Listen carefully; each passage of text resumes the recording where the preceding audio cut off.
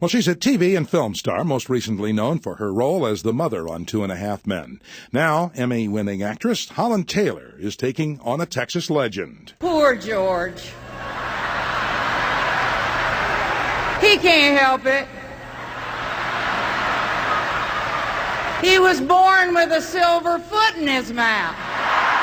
She sat down with us to talk about her one-woman play about former Texas Governor Ann Richards. Holland, what made you pick Ann Richards as your subject? Well, Ann Richards, I think she picked me for this project, frankly, because I feel like I've sort of been shanghaied and thrown on a boat. Now I'm a pirate on the good ship Ann.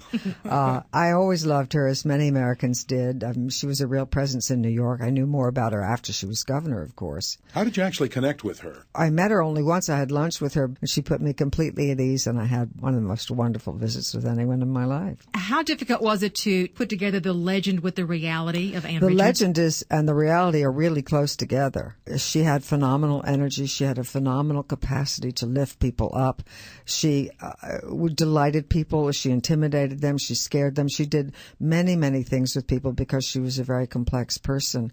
But what I discovered in the people I talked to about her was their just unflagging loyalty to her. Well, you're normally an ensemble person. Here Yes. you are doing a one-person show. Well, it sort of came to me. I mean, if I'd been a painter, I would have painted a portrait of her because I had so much feeling about her. I had to do something creative with it. Bigger than life, Texan. How do you deal with, number one, the big hair and with the Texas drawl? Well, the big hair is Paul Huntley is the finest wig maker in the theater, and he made both of the wigs that I use. And it's like Mrs. Sampson. I definitely need that hair. And Tom Hanks, who's an old friend, recommended that I use his dialect coach that he uses whenever he uses an accent. A lot of folks know you certainly as 2.5 Men. Yeah. You play Charlie Sheen's mom. He's out now on his own tour, his Torpedo of Truth. He is. What's the Charlie that you know? What's he like? Well, the Charlie that I know is a really genial and affectionate and witty guy who was always very correct. So it's interesting to see him more outspoken in different ways now. Maybe it's just a change in his life. I'm not sure. But he was always very